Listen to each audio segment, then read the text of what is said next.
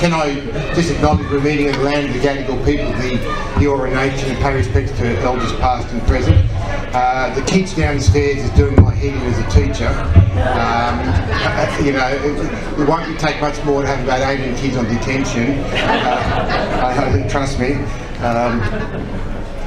When you do it to your own grandkids, you know you're really overstepping the mark.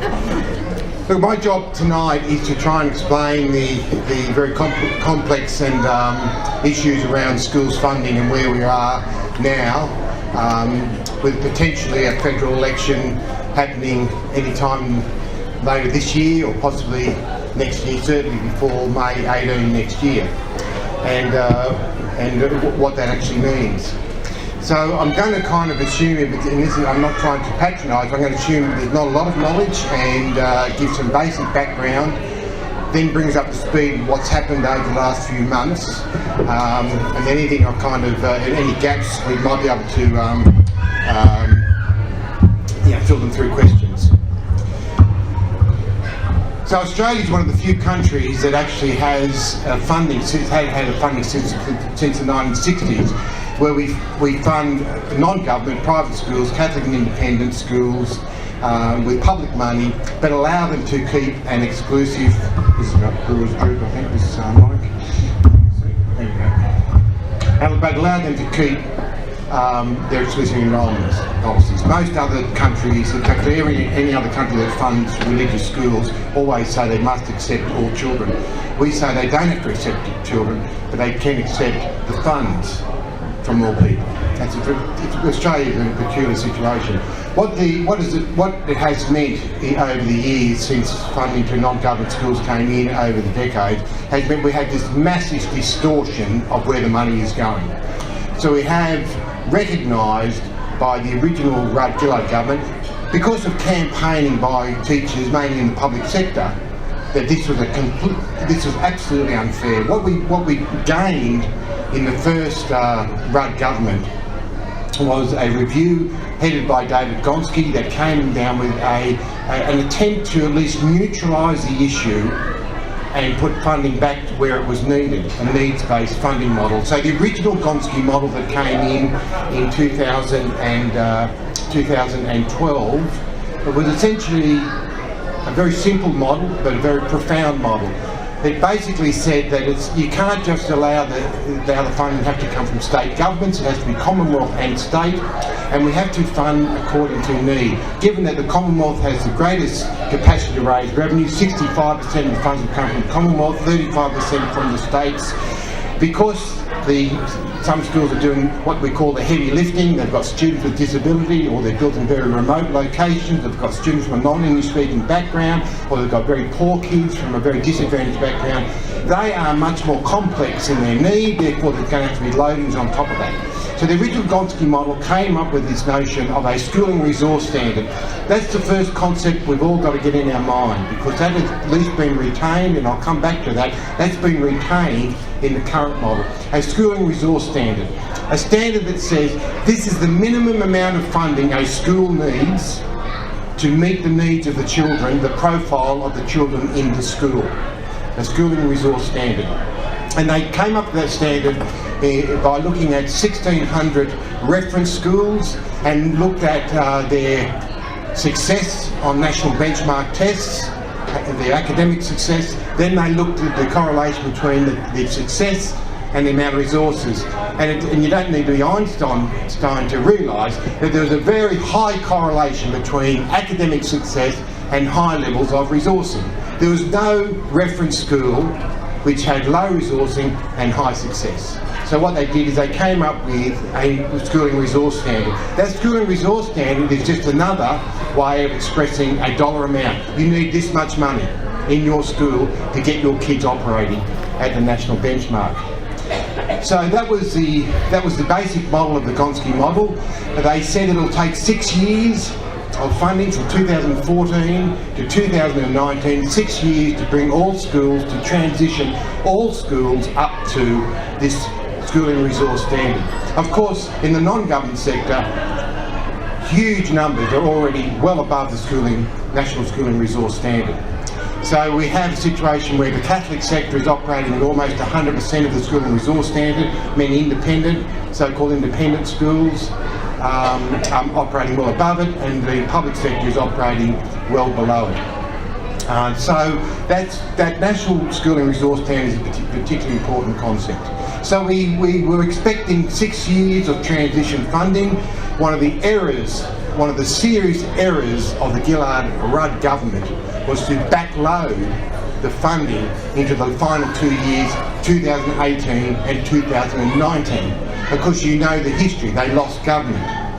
So they lost government in the first year, 2014. Abbott had only promised the first 4 years, which is an easy promise for him because it was only a third of the funding.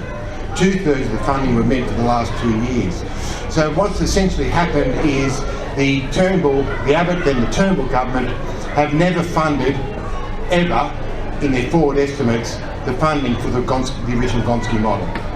83% of the funding would have been pulled into the public system based on student profile. So you can see for a union that covers public school teachers why it was such a profound model. We were going to get, for the first time since state aid was introduced in the 60s, we're finally going to get significant and permanent, not a grant, not an equity fund, but permanent recurrent funding in perpetuity into our system, and schools will be maintained in that system. So you can see why the union went behind it. This is for the first time where 83% of the Commonwealth funding to meet the school and resource standard was going to come straight into the public system. So what happened? Of course, the Turnbull government has refused to fund it, and last year on June the 22nd, in the early hours of the morning, about 2:30 a.m. in the morning, they ran through legislation that tore up the national agreements. What had happened, Gillard and Rudd had signed agreements with different state governments, New South Wales coalition government, to their credit, and we have to acknowledge when coalition parties do something good. They were the first to sign up. They stopped their funding cuts to education, they reinvested the money, and they also signed up to the Commonwealth, and so did other successive state governments. Not all of them though. So those agreements were unilaterally torn up by Turnbull last year in June, and they brought in a new funding model. That new funding model they brought in is no longer what the original Gonski model was, which was needs-based. In other words, it was a profile of the students in the school that determined the funding levels. So that's what needs mean, needs-based. And it was sector-blind. It didn't matter whether it was government, independent or Catholic. Now for us as a union, that's a massive compromise. That's a huge historical compromise. We simply do not believe that the non-government sector should be given public money. There's a public system. Every other country on the planet does it that way. But our country, because of a whole lot of historical reasons, DLP, and we can talk about the role of the Catholic Church another time, particularly about a couple of years. But essentially, we've always had, so the great compromise politically for us was to say, well look, we've got to grab this, the bulk of the money will be coming into our schools on a perpetual, permanent basis. We're going to, well, this is important, and we'll live to fight the bigger issues another day. So the Turnbull government tore up those new agreements. They rammed it through Parliament in the early hours of the morning, and of course what we've seen, that the impact on that legislation, the changes to the Act, the changes to the Act has meant that for the next 10 years, $17 billion will be ripped out of schools funding. For the next 2 years, which are the final 2 years, 2018 and 19, this year and next year, they're pulling $2.2 billion out of schools funding. Of that $2.2 billion that they're pulling out, public schools get the greatest hit. We lose $1.9 billion of the $2.2 billion. So it is now a new funding model that is no longer needs-based, sector-blind. And the evidence for that is very clear. For the first time in Australian history, for the first time ever in this nation, we now have legislation carried in the Parliament last June that says this: 80% of the funding for schools to meet the schooling resource standard, to hit that benchmark, 80% of it automatically goes to non-government schools. 20% will go to public schools. That's in the legislation. It's never ever, there's never been such a naked expression of advantage than that legislation that was carried last year. No longer sector blind when you name the sector that's going to be the beneficiary, and no longer needs based when you actually state what the automatic funding will be. On top of this, of course, what we've got to understand is that the non-government sector also gets very, very significant funding from state governments as well. And so one of the myths about this is that the non-government sector gets it from the Commonwealth, publics get it from the state governments.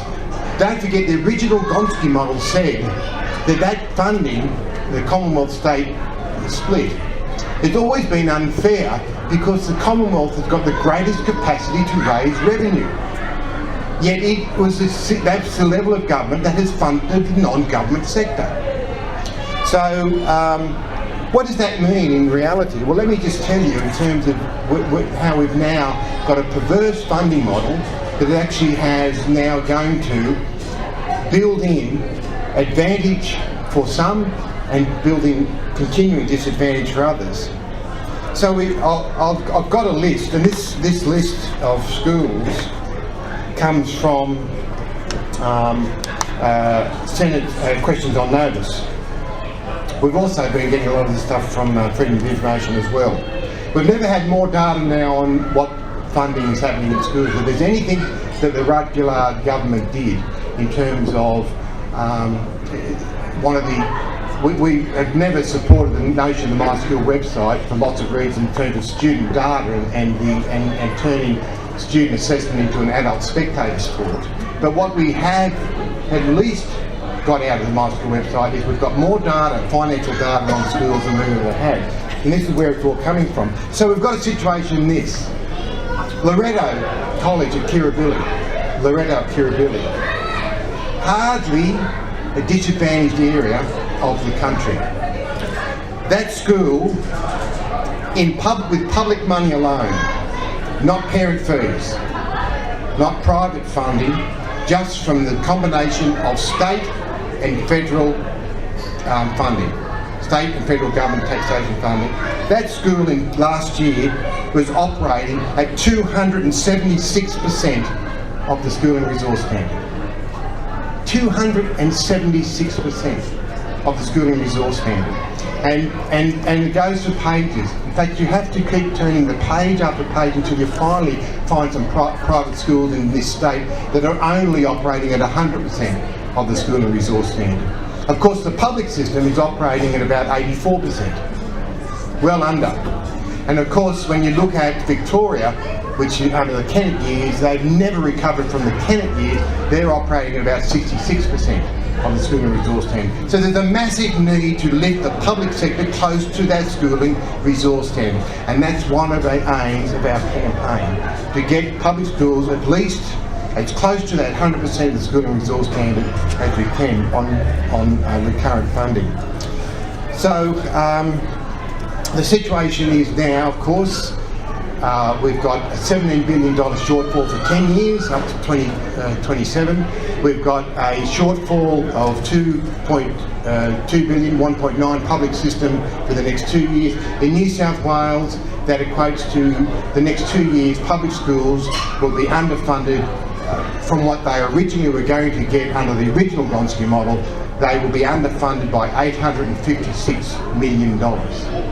I just want to also, while I'm talking about the kind of some of the perversions that are built into the system, one of the loadings, of course, was students with disability. Now, teachers, this is very dear to teachers' heart, the notion of kids who are some of the most vulnerable children that we teach on a daily basis, combination of intellectual and physical disability.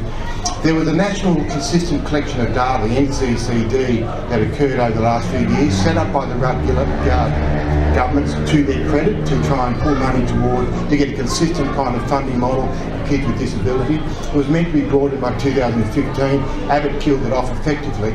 But what we found that once the data has come in, we see that there's a massive shortfall in the funding for kids with disability.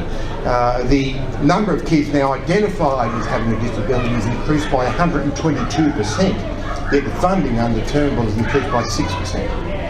So what we have is children, and we're talking about kids who need wheelchair access, who some of them are severely disabled, with disability, who won't be getting any funding and be sitting often in mainstream classes.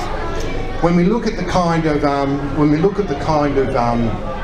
student profile, we've got to remember that the non-government sector is not, has not, will not, and doesn't have to do any heavy lifting.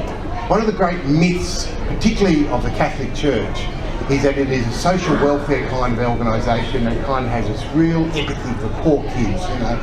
You kind of get the sense of Angela's ashes and kids running around with bread and dripping and bare feet kind of notion of the world. Well, the reality is this, that 83% of children who are the poorest children in this country, in the lowest quartile, 83% of them are in public schools.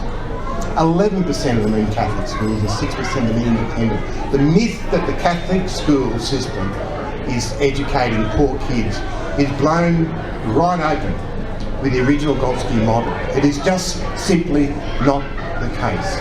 And their enrolment growth over the last decade they don't even serve a religious purpose now. Virtually their entire enrolment growth has come from non-Catholics. So they now have become a school system for the upwardly mobile. So we've got a funding model though that advantages them significantly. I want to just say a couple of other things that's important. What I've been talking about in terms of the funding has been recurrent funding. Recurrent funding, it's essentially two buckets of money that you know. Recurrent is essentially the funding that, well, in education, 80% of recurrent funding is basically employing people. It's the money you need each year to run a system. Of course, the other bucket, the big bucket, is capital. What people need to realise is this: the Commonwealth Government does not give one single dollar to the public school system for capital funding, for building or maintaining schools. Not a dollar, not a cent, nothing. There's no mechanism whatsoever for the Commonwealth to give capital funding to the public system. But the non-government system has just been given another sweetener of $1.9 billion. Then on top of that, the state government also funds private schools capital funding as well. The other thing that's happening as well, the recurrent funding that I was talking about, they are using that funding to build their schools as a marketing device, and they also will use it to kind of develop their system. And there's no kind of cap on that. So we've got a serious situation in this country when it comes to schools funding. What we've got is this, that adults have been sitting in Parliament making decisions that have, not by accident, but by design, have made decisions that will deliberately advantage some children. Deliberately advantage. This is not something that's done kind of blind. This is not an accident of policy. This is adults who know what they are doing when they sit in Parliament. That some children will be advantaged and will maintain that advantage and will keep that advantage for life. And there will be a huge number of kids who will not be advantaged. Now for me, the funding question is more than just a political question now. This has become a deeply moral question as a nation. That we would allow politicians to sit in Parliament and make decisions where they know that the decision they make will be for saying to some children, you may never, ever, ever reach your potential. But there'll be children who, by accident of birth, who are already advantaged, you will be favoured. And that's what the funding model that we have now has actually done. the original Gonski model for all its imperfections. And we could spend another politics in the pub, and I'm not suggesting that we do it, but we could spend another whole night talking about the imperfections of the Rudd-Gillard model, but at least it was attempting to be needs-based and sector-blind and pull the money into the system that required the additional funding. So under this new model that's come in, this may or may not surprise you, but this is just one kind of indication of how perverse the new funding model, the Gonski 2.0 that Turnbull and Simon Birmingham are calling it. The schools that are regarded as some of the most advantaged schools in this country, under their model, that have been identified for funding cuts, are Northern Territory public schools with high Aboriginal enrolments. Under their model, they've been labelled as overfunded. This is the perversion of the model. Yet Loreto Kirribilli, I'm happy to read out the other schools as well, is operating at 276% of the schooling resource standard. So the union is fighting this campaign. We're going to fight this certainly in targeted seats. We attempted to try and get bipartisan support because we achieved that in New South Wales. In New South Wales, we achieved it where the O'Farrell government and now the Liberal government under the current Premier and Minister have maintained their commitment to the funding. We thought, well, let's see if we can at least get that at the national level, but we couldn't. So we are no longer fighting that fight. After June of last year, we've now swung into this government has to go. There's 100 other reasons why they've got to go. Don't get me wrong, it's not the only issue I want people to vote on. But certainly in terms of what we were trying to achieve to at least try and settle this matter and not put it into the electoral cycle where it's very difficult to make it an issue, we are now in that territory. So we, as a union, are fighting across a number of marginal seats, 6 in Queensland, 4 in New South Wales, a couple sprinkled in other states, 18 in all, where we are trying to use funding as the issue that will tip the balance in favour of getting rid of the Turnbull government. We have 4 key demands that we're taking. And we of course need to make sure that we keep the ALP honest. Sometimes that is not as easy as you think it can be. But public comments to date, and we've got to be very mindful that we've got to ensure there's no slippage on these commitments that have been given. We can't ever take the pressure off the ALP. But to date they are saying they will restore the $17 billion, that they will they will get rid of the 80-20 cap, that mechanism will go. They'll restore the $1.9 billion that's just been taken out of the next 2 years, when their first 2 years. But of course we've also need a lot more detail. The funding mechanism models are much more complicated than just headline figures, but at least that's an important start on that. But our 4 key demands are this. We want the $1.9 billion cuts to public schools in the next 2 years restored immediately. We want all of our schools brought up to 100% of schooling resource standard by the end of the quadrennium. Capital, we want the Commonwealth now to start funding capital in our schools. In New South Wales, for instance, there's going to be a 23% increase in the number of kids coming into the public sector over the next 12 to 13, 14 years. And that's almost 250,000 extra children coming into New South Wales. It's going to require a build of nearly over 300 schools are going to be built in just about a decade. The state government, no state government, Labor and Liberal, is going to have resources to do that kind of significant build. It's a kind of next baby boom that's happening, and we need the Commonwealth, which has the greatest capacity to raise revenue, to be kicking in. And the 4th demand is, of course, to fund the students with disability. It's unacceptable to have a situation where kids, some of our most vulnerable kids, are not getting additional funding to meet their needs. So there's now 470,000 kids who have been identified under the National Consistent Collection of Data as being in need of funding because of disability, 470,000 kids. We estimate there would be over 100,000 of those kids, mainly in the public system, who wouldn't be getting a cent in additional funding to meet their need.